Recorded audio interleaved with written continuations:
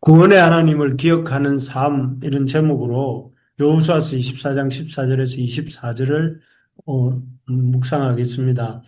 우리는 어제 이 여호수아서 24장 1절에서 13절 말씀을 봤는데요. 그 말씀을 통해서 이 여호수아의 고별 설교 또 고별 부탁에 대해서 들었습니다. 그 고별 설교와 그 고별 부탁이라고 할 수 있는 그 말씀의 요지가 뭐였습니까?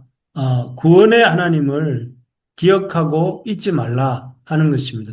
그래서 구원의 하나님을 자격 없는 자들을 구원하시고 애굽에서 참신이심을 보여주시고 또 그렇게 가나안 정복 전쟁 가운데 이 우상을 섬기는 자들은 반드시 멸하신다 하는 그 세 가지 여호와 하나님만이 참 하나님이시며 또 자격 없는 이스라엘을 아브라함을 우상 숭배자 아브라함을 하나님 구원하여 주셨다는 것과 하나님이 아닌 헛된 신을 섬기는 자는 반드시 진멸된다는 것을 이렇게 기억하고 잊지 말라 이런 당부를 했지요.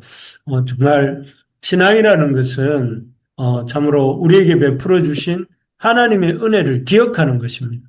하나님이 어떤 은혜를 베풀어 주셨는지 기억하는 것이고 또 하나님만이 참 하나님이심을 인정하고 하나님을 찾는 것이고 헛된 것을 섬기지 않는 것이 신앙입니다.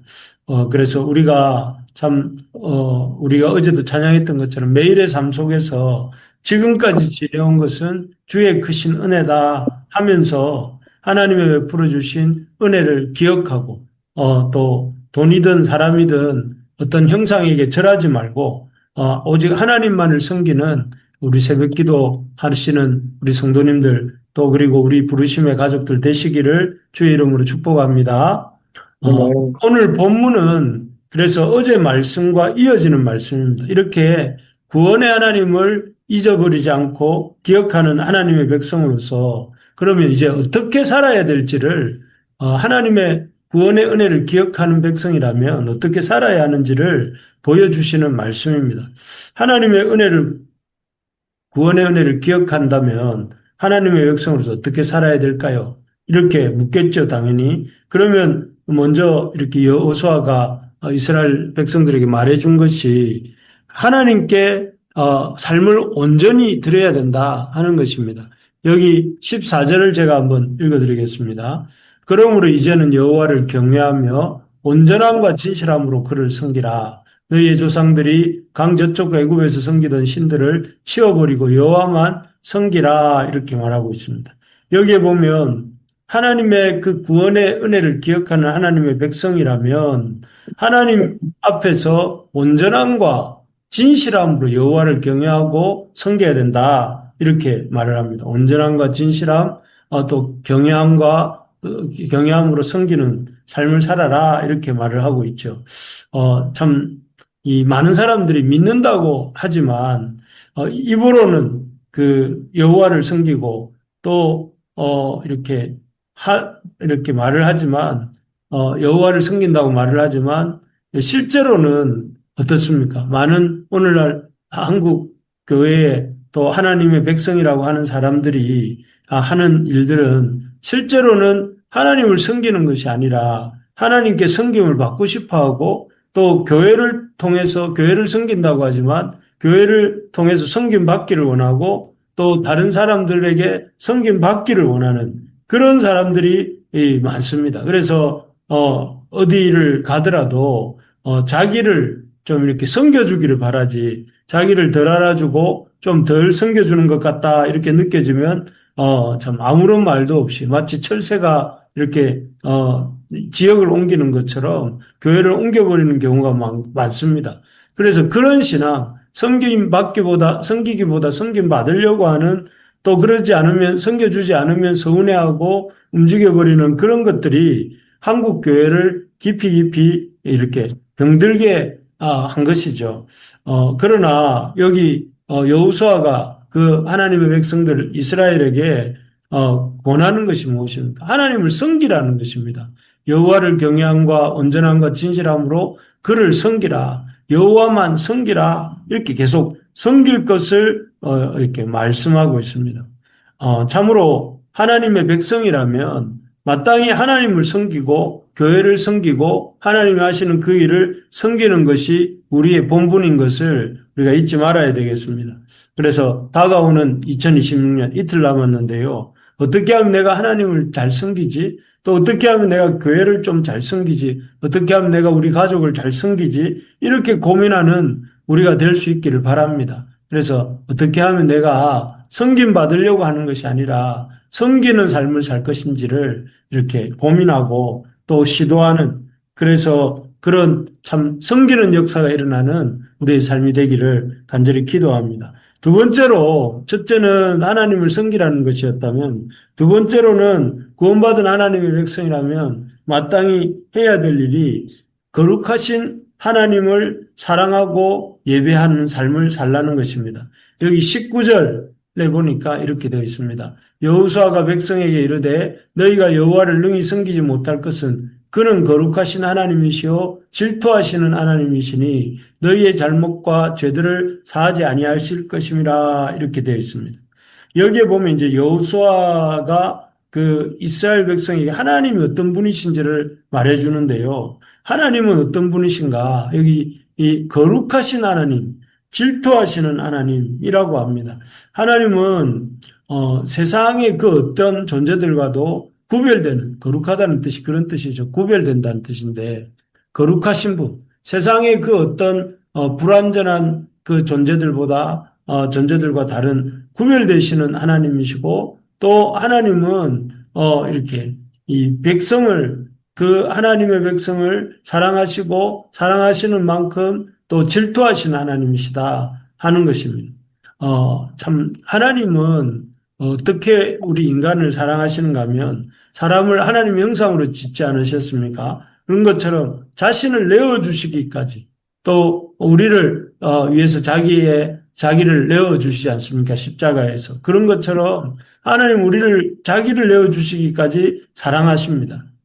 믿으시죠? 하나님 우리를 그렇게 사랑하세요. 사랑하는데 그런 사랑이 우리에게 또한 하나님의 그런 사랑에 반응하는 우리 삶이 있기를 바랐습니다. 그래서 우리가 그 하나님의 사랑에 대한 응당한 반응으로서 하나님을 온전히 사랑하고 하나님만을 사랑하고 하나님을 예배하는 삶을 살기를 원하십니다.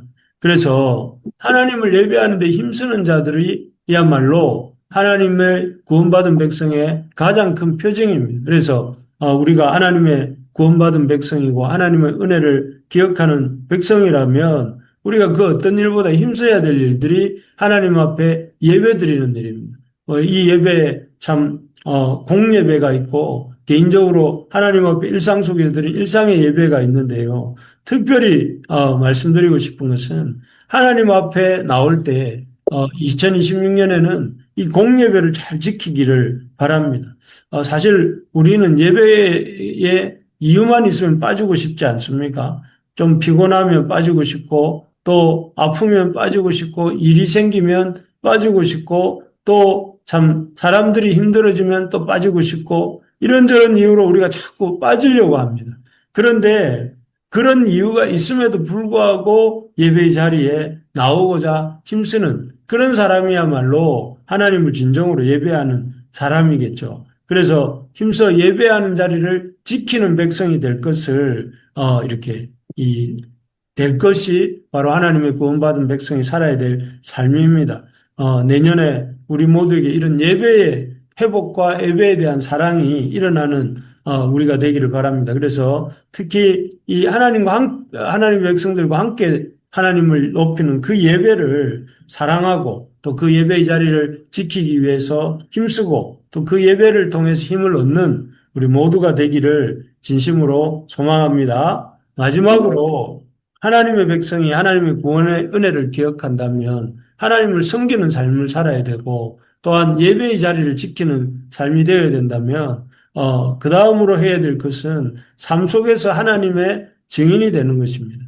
여기 21절, 22절에 보니까 이렇게 말하고 있습니다. 백성이 여호수아에게 말하되 아니니이다 우리가 여호와를 섬기겠나이다 하는지라 여호수아가 백성에게 이르되 너희가 여호와를 택하고 그를 섬기리라 하였으니 스스로 증인이 되었느니라 하니 그들이 이르되 우리가 증인이 되었나이다 하더라. 여기 보니까 계속해서 증인이란 말이 이렇게 반복되고 있습니다. 참 이스라엘 백성들이 여호수아의 말대로 우리가 이제는 여호와를 섬기겠습니다. 여호와만 섬기겠습니다. 당신과 당신의 집이 여호와를 섬기는 것처럼 우리도 여호와를 섬기겠습니다 하니까 참 너희들이 그 말에 스스로 너희가 한 말에 증인이 되라고 말을 합니다. 너희가 한 그 말에 스스로 하나님을 섬기겠다고 한 그 말에 너희 스스로가 증인이 되라고 말을 하고 또 그 말을 받아서 이스라엘 백성들은 우리가 증인이 되겠다고 말을 합니다. 그래서 참 이 구체적인 증인의 삶을 살아야 된다고 말을 하고 그리고 그것이 또 이스라엘 백성들도 그렇게 고백을 합니다.